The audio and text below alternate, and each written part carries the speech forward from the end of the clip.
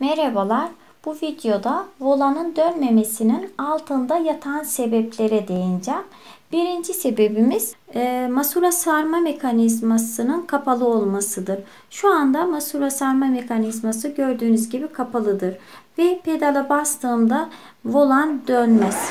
Gördüğünüz gibi pedala bastığımda volan dönmüyor. Özellikle işaret attım dönmediğini fark edebilmeniz için. Masura sarma mekanizması dönüyor fakat pedal dönmüyor.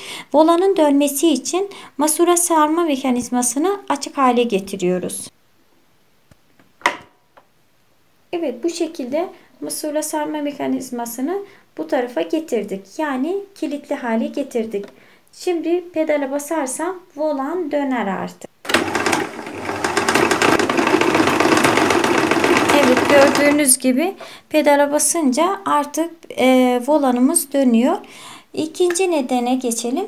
Volanın dönmeme gibi ikinci neden de volanın etrafına ipler dolanabilir veya volana yakın herhangi bir nesne veya duvar varsa volanın çarpması durumunda volan dönmeyebilir. O nesnelerden volanın dönmesi için o nesnelerden ve duvardan uzaklaştırmanız gerekebilir.